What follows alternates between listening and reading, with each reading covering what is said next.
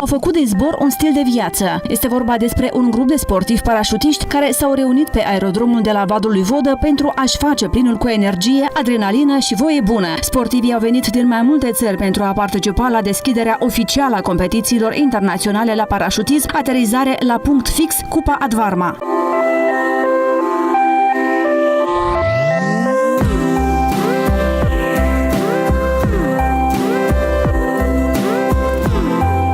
Secretarul general al Federației de Parașutism din Republica Moldova, Oazun Antoi, susține că între sportivii moldoveni și cei străini s-a creat deja o comunitate care îi unește și inspiră. Vin sportivi foarte puternici din alte țări, echipa Ungariei, echipa României, echipa Bulgariei. Avem intenție la anul să invităm 9 echipe din toată regiunea și ne bucură mult faptul că se creează o comunitate între sportivii din țările din această regiune. Și firește că această competiție contribuie la creșterea nivelului sportului în Republica Moldova și, să spunem așa, sperăm că și tineretul va veni mai mult în această disciplină sportivă. Ana Staminova este din Bulgaria și face parașutism de mai bine de 15 ani. Femeia spune că este pentru prima dată în țara noastră, dar este încântată de tot ceea ce a reușit să vadă în Moldova. Мы пришли, потому что наши друзья из Молдовы пригласили нам. Они были в прошлом году в Болгарии на наши соревнования, и мы здесь для первый раз. Мы очень довольны от всего, что увидели здесь. Очень хороший аэродром. Только погода немножко другая, не как у нас. Но это соревнование. Парашютный спорт научил меня на много-много-много уроков. Я имею из парашютный спорт. И он помогает очень много.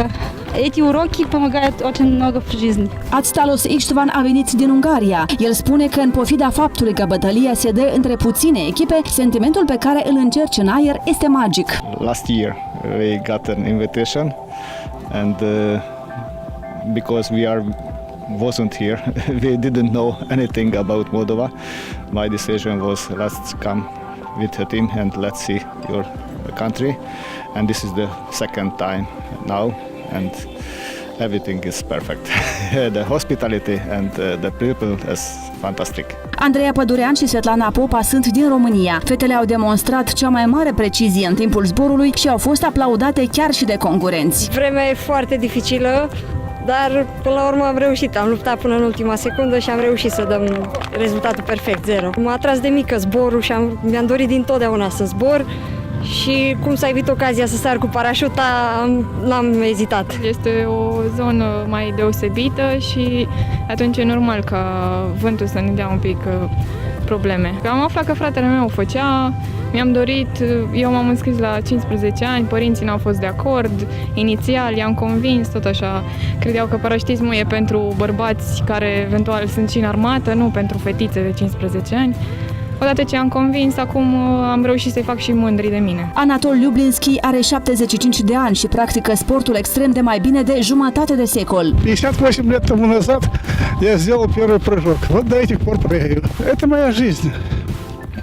Это очень хорошо. Nici privirile curioase nu au lipsit de pe aerodromul sportiv. Spectatorii susțin că ar da orice să aibă și ei șansa de a zbura măcar o dată. Acest sport merită să fie promovat și dezvoltat. Este ceva care dezvoltă atenția și voința omului. Și cred că merită oricine, chiar și un cetățean de rând, să vină să încerce să zboare. Mie mi-a plăcut, mi s-a părut foarte frumos și foarte plăcut. Aș vrea și eu să încerc. Mie mi s-a părut frumos, cap ceva și vreau și eu să încerc când o să fiu mare. La competiție au participat echipe din România, Bulgaria, Ungaria și Moldova.